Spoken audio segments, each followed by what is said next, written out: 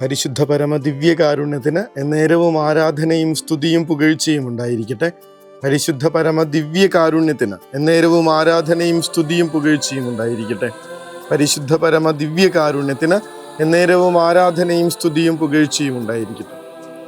ഇന്ന് വിശുദ്ധ കൊൺറാഡിൻ്റെ ഓർമ്മയാണ് നമ്മൾ ആചരിക്കുന്നത്. ഫ്രാൻസിസ്കൻ മൂന്നാം സഭയിലെ ഒരു അംഗമായി ജീവിച്ചൊരു വിശുദ്ധനാണ്. കേട്ടറിവ് മാത്രമേ ഉള്ളൂ, എങ്കിലും വല്ലാതെ ഇങ്ങനെ ഹൃദയത്തെ സ്പർശിക്കുന്നൊരു വിശുദ്ധനായിട്ട് ഇദ്ദേഹം മാറിയിട്ടുണ്ട്. അതായത് ഒന്നാമത്തെ വായനയും സുവിശേഷമൊക്കെ ഒന്ന് കൂട്ടിവെച്ച് വായിക്കുമ്പോൾ അദ്ദേഹത്തിൻ്റെ ജീവിതത്തോട് വലിയ സാമ്യം തോന്നും. കർത്താവ് ഒന്നാമത്തെ വായനയിൽ അരുൾ ചെയ്യുന്നുണ്ട്, ഞാൻ നിന്റെ മുൻപിൽ ജീവനും നന്മയും മരണവും തിന്മയും വെച്ചിരിക്കുന്നു. വീണ്ടും കർത്താവ് പറയും, നിന്റെ മുൻപിൽ ഞാൻ ജീവനും മരണവും അനുഗ്രഹവും ശാപവും വെച്ചിരിക്കുന്നു. ഇഷ്ടമുള്ളത് തിരഞ്ഞെടുക്കാം. സുവിശേഷത്തിൽ കർത്താവ് നമ്മളെ ഓർമ്മപ്പെടുത്തുന്ന കാര്യം, ആരെങ്കിലും എന്നെ അനുഗമിക്കാൻ ആഗ്രഹിക്കുന്നുണ്ടെങ്കിൽ സ്വന്തം വഴി നടന്നാൽ പോരാ, എൻ്റെ വഴി, കുരിശിൻ്റെ വഴി, സ്വന്തം കുരിശുമെടുത്ത് എൻ്റെ പിന്നാലെ എന്നെ അനുഗമിക്കട്ടെ. നായാട്ട് ഇഷ്ടമായിരുന്ന ഒരു വിശുദ്ധനായിരുന്നു വിശുദ്ധ കൊൺറാഡ്. നായാട്ടിനിടെ ഒരു കുറ്റിക്കാടിനൊക്കെ തീ പിടിക്കുകയും ഒരുപാട് നാശനഷ്ടങ്ങൾ ഉണ്ടാവുകയും അതിനെ പ്രതി മനസ്തപിച്ച് സ്വന്തം കുറ്റം ഏറ്റുപറയുകയൊക്കെ ചെയ്തുകൊണ്ട് പിന്നീട് ക്രിസ്തുവിൻ്റെ വഴിയിലേക്ക് വന്ന ഒരാളാണ്. പിന്നെ അയാൾക്ക് സ്വന്തം ജീവിതം ഉണ്ടായിരുന്നില്ല എന്നുള്ളതാണ് സത്യം.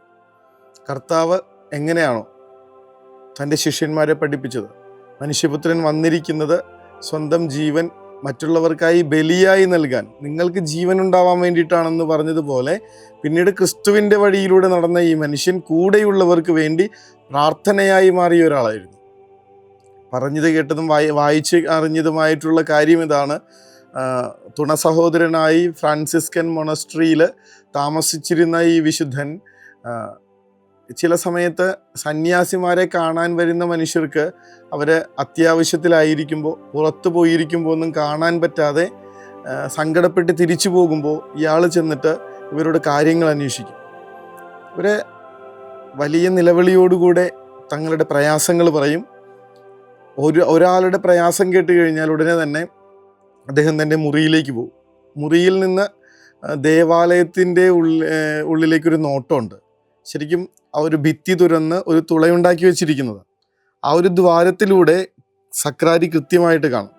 എന്നിട്ട് ഇയാൾ പറഞ്ഞ പ്രയാസങ്ങൾ വലിയൊരു നിലവിളിയോടുകൂടെ ഈ ദ്വാരത്തിലൂടെ സക്രാരിയെ നോക്കി കർത്താവിനോട് ഈ മനുഷ്യൻ വിളിച്ചു പറയും. കുറേ നേരം കരഞ്ഞിട്ട് അടുത്തയാളെ കേൾക്കാൻ വരും. ഇങ്ങനെ പതിയെ മനുഷ്യർ സന്യാസികളെക്കാൾ കൂടുതൽ വിശുദ്ധ കൊൺറാഡിനെ അന്വേഷിച്ച് വരാനായിട്ട് തുടങ്ങി. അദ്ദേഹത്തിനോട് പ്രാർത്ഥനകൾ പറയാം. ഒരു വാക്ക് ഇദ്ദേഹം മനുഷ്യരോട് പറഞ്ഞിട്ടില്ല എന്നുള്ളത് കേട്ടിരുന്നു. എന്നിട്ട് കർത്താവിനോട് എന്ന് പറഞ്ഞു.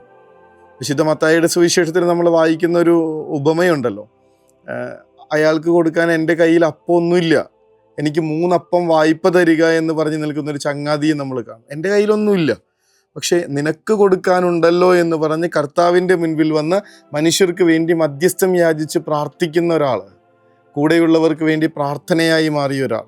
പറഞ്ഞല്ലോ, നായാട്ടിൽ മാത്രമായിരുന്നു കമ്പമെങ്കിൽ ജീവന് പകരം മരണവും നന്മയ്ക്ക് പകരം തിന്മയും അനുഗ്രഹത്തിന് പകരം ശാപവും ഏറ്റെടുക്കേണ്ടിയിരുന്ന ഒരു മനുഷ്യൻ്റെ ജീവിതം മാറിയത് കർത്താവിൻ്റെ കുരിശിൻ്റെ വഴി നടക്കാൻ തീരുമാനിച്ചതുകൊണ്ട്.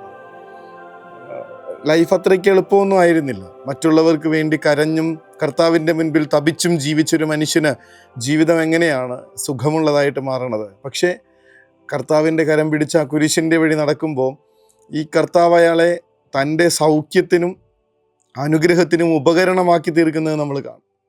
നമുക്കൊന്ന് പ്രാർത്ഥിച്ചു തുടങ്ങണം. നോൻപിലേക്ക് പ്രവേശിച്ചിരിക്കുന്ന ദിവസങ്ങളാണ്. ഇനി ഏത് വഴി നടക്കണം എന്നുള്ളത് നമ്മുടെ തീരുമാനമാണ്. കർത്താവ് അതിനകത്ത് ഇടപെടില്ല കേട്ടോ.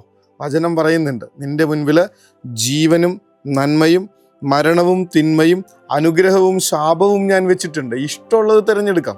അതിനകത്തേക്ക് കർത്താവ് നമ്മൾ ഇടപെടുന്ന കാര്യമില്ല. പക്ഷേ നമ്മളുടെ തിരഞ്ഞെടുപ്പുകൾ നമ്മളുടെ വിധി നിശ്ചയിക്കും എന്നുള്ളതാണ് കാര്യം. കർത്താവിനോട് ചേർന്ന് നിന്ന് അവൻ്റെ കുരിശിൻ്റെ വഴിയെ നടന്ന് നന്മ തിരഞ്ഞെടുക്കാൻ, ജീവൻ തിരഞ്ഞെടുക്കാൻ, അനുഗ്രഹത്തിലേക്ക് പ്രവേശിക്കാൻ കർത്താവെ ഞങ്ങളെ സഹായിക്കണേ എന്ന് പ്രാർത്ഥിക്കാം. പ്രതിവചന സങ്കീർത്തനം അത് തന്നെയാണ് നമ്മളെ ഓർമ്മപ്പെടുത്തുന്നത്. കർത്താവിൽ ആശ്രയിക്കുന്നവർ ഭാഗ്യവാന്മാർ. ഒന്നാമത്തെ സങ്കീർത്തനമാണത്, കർത്താവിൽ ആശ്രയിക്കുന്നവർ ഭാഗ്യവാന്മാർ.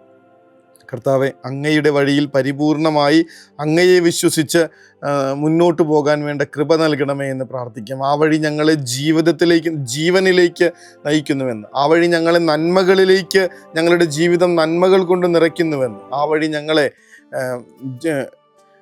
വലിയ അനുഗ്രഹങ്ങൾക്ക് കാരണക്കാരാക്കി തീർക്കുന്നുവെന്ന് ഞങ്ങൾ വിശ്വസിക്കുന്നുണ്ട്. തമ്പുരാനെ, വിശുദ്ധ കൊൺറാഡിനെ കണക്ക് ഈ ലോകത്തിൻ്റെ സുഖങ്ങളിൽ നിന്നകന്ന് അങ്ങയെ കണ്ടെത്തി അങ്ങയെ കൂടെയുള്ളവർക്ക് വേണ്ടി അങ്ങയുടെ മുൻപിൽ മുട്ടിന്മേൽ നിന്ന് പ്രാർത്ഥനയായി ജീവിക്കാൻ വേണ്ട കൃപ തരണമേ എന്ന് പ്രാർത്ഥിക്കാം. ഉള്ളു നിറഞ്ഞ സന്തോഷത്തോടു കൂടിയാണ് ഈ മനുഷ്യൻ മരണത്തിലേക്ക് പോകുന്നതെന്ന് കാണണം. ഒരു നഗരം മുഴുവൻ ഈ ഒരു പാവപ്പെട്ട മനുഷ്യനെ തങ്ങളോട് ഒരു വാക്ക് പോലും ഇങ്ങനെ ഉപദേശമായോ പരിഹാരമായോ പറയാതിരുന്ന, എന്നാൽ തങ്ങൾക്ക് വേണ്ടി കാലം മുഴുവനും കർത്താവിൻ്റെ മുൻപിൽ കരഞ്ഞിരുന്ന ഒരു മനുഷ്യനെ ഇങ്ങനെ അന്ത്യയാത്ര കൊടുക്കാനായിട്ടൊരു നാട് മുഴുവൻ അവിടെ ഒത്തുചേർന്നു എന്നാണ് പറയണേ. കർത്താവെ, ഞങ്ങളുടെ ജീവിതത്തിൽ ഇങ്ങനെ അങ്ങയുടെ വഴി നടന്ന് അങ്ങയിലേക്ക് മനുഷ്യരെ ചേർത്ത് പിടിച്ച് അങ്ങയുടെ മുൻപിൽ അവർക്ക് വേണ്ടി പ്രാർത്ഥനയായി മാറാൻ വേണ്ട കൃപ തരണേ എന്ന് പ്രാർത്ഥിക്കാം. നോമ്പുകാലങ്ങൾ നമുക്ക് വേണ്ടി മാത്രമല്ല, നമ്മുടെ ജീവിതങ്ങളെ ഒരുക്കാൻ വേണ്ടി മാത്രമല്ല, ആർക്കൊക്കെയോ വേണ്ടി കൂടെ പ്രാർത്ഥിക്കാനുള്ളതാണെന്ന് ഈ വിശുദ്ധം നമ്മളെ ഓർമ്മിപ്പിക്കുന്നുവരാനെ ആശീർവദിക്കണേ എന്ന് അപേക്ഷിച്ചുകൊണ്ട് കാരുണ്യമേ അനന്ത സ്നേഹമേ പരിശുദ്ധ പരമദിവ്യ കാരുണ്യമേ അനന്ത സ്നേഹമേ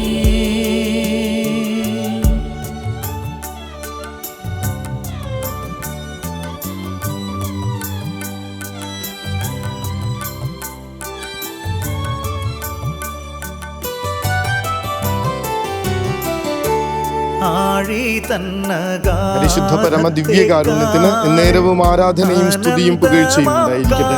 പരിശുദ്ധ പരമ ദിവ്യകാരുണ്യത്തിന് എന്നേരവും ആരാധനയും സ്തുതിയും പുകഴ്ചയും ഉണ്ടായിരിക്കട്ടെ. പരിശുദ്ധ പരമ ദിവ്യകാരുണ്യത്തിന് എന്നേരവും ആരാധനയും സ്തുതിയും പുകഴ്ചയും ഉണ്ടായിരിക്കട്ടെ. ദൈവസന്നിധിയിൽ ആരും ഒറ്റയ്ക്ക് കയറി ചെല്ലരുതെന്നുള്ള ഒരു ഓർമ്മപ്പെടുത്തലുണ്ട്. എന്നോട് പ്രാർത്ഥന സഹായം ആവശ്യപ്പെട്ടിട്ടുള്ളവര്, എൻ്റെ മുൻപിൽ കരഞ്ഞുകൊണ്ട് ഇങ്ങനെ നടന്നു പോയവർ, എൻ്റെ പ്രാർത്ഥന ആവശ്യമുണ്ടെന്ന് എനിക്ക് മനസ്സിലായിട്ടുള്ളവർ, എല്ലാവരെയൊക്കെ ഒന്ന് സമർപ്പിച്ചിട്ട് വേണം ഇന്ന് ഉറക്കത്തിലേക്ക് പോകാൻ. കർത്താവെ, എന്നെ കാത്തു രക്ഷിക്കണമേ എന്നുള്ള പ്രാർത്ഥനയ്ക്ക് പകരമായി കുറച്ചു പേരെയൊക്കെ ഈ പ്രാർത്ഥനയിലേക്ക് ചേർത്ത് വെച്ച് ഈ രാത്രി അവർക്ക് സംരക്ഷണവും കവചവുമായി അങ്ങ് കൂട്ടുനിൽക്കണമേ എന്ന പ്രാർത്ഥനയോടുകൂടെ വേണം കണ്ണടയ്ക്കാൻ. കർത്താവ് അനുഗ്രഹിക്കട്ടെ. കരുണതൻ കയർ പിടിച്ച് നയിച്ചിടും സ്നേഹമേ, ദിവ്യകാരുണ്യ സ്നേഹമേ, പരിശുദ്ധ സ്നേഹമേ, പരിശുദ്ധ പരമദിവ്യകാരുണ്യമേ അനന്ത സ്നേഹമേ, പരിശുദ്ധ പരമദിവ്യകാരുണ്യമേ അനന്ത സ്നേഹമേ.